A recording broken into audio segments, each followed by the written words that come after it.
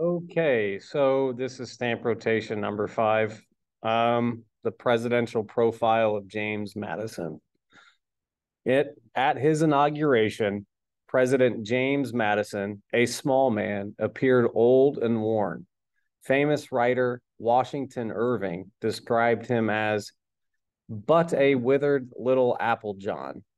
Despite his lack of charm, Madison's wife, Dolly, compensated for it with her warmth and bubbly personality. The father of the Constitution.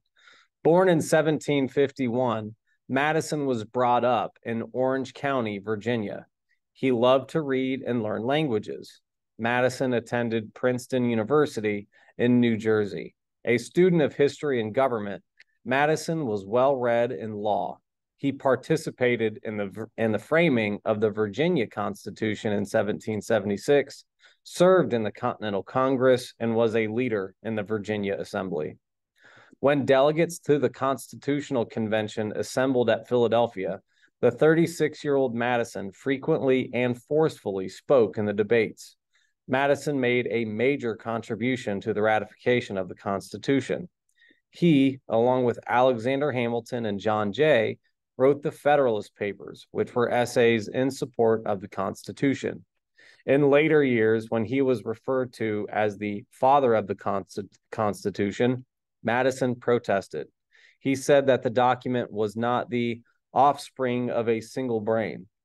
Instead, he called it the work of many heads and many hands. Burdens of Secretary of State. In Congress, he helped to frame the Bill of Rights. Madison was concerned that Hamilton's proposals would unfairly give wealth and power to Northern bankers. Out of his leadership in opposition to Hamilton came the development of the Republican or Jeffersonian Party. As President Thomas Jefferson's Secretary of State, Madison was in charge of international affairs. France and Britain were at war, and both had regularly seized American ships. Madison protested to both countries that their actions were against international law.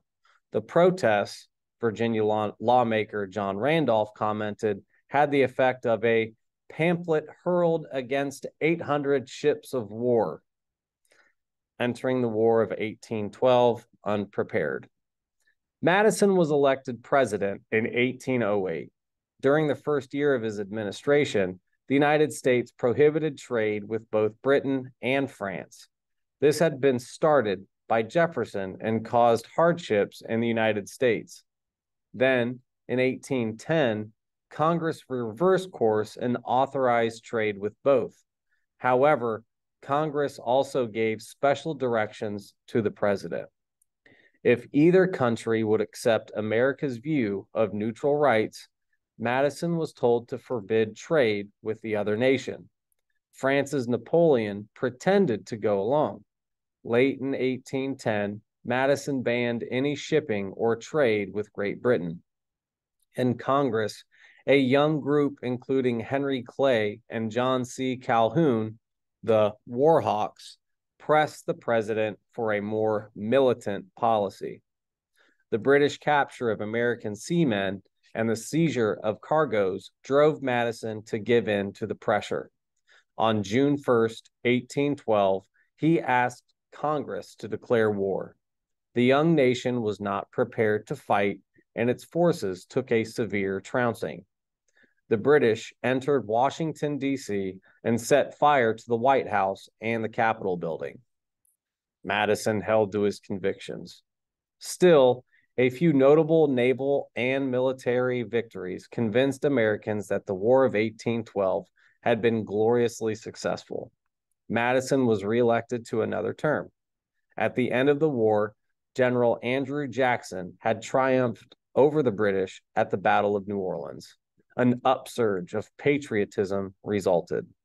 The New England Federalists, who had opposed the war and had even talked secession, were so thoroughly rejected that federalism disappeared as a national party.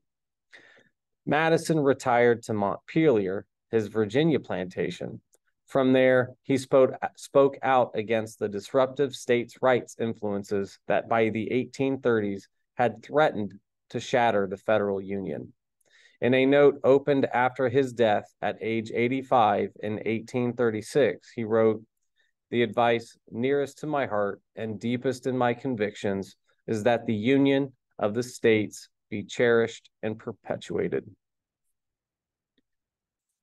And that's stamp rotation article number 5.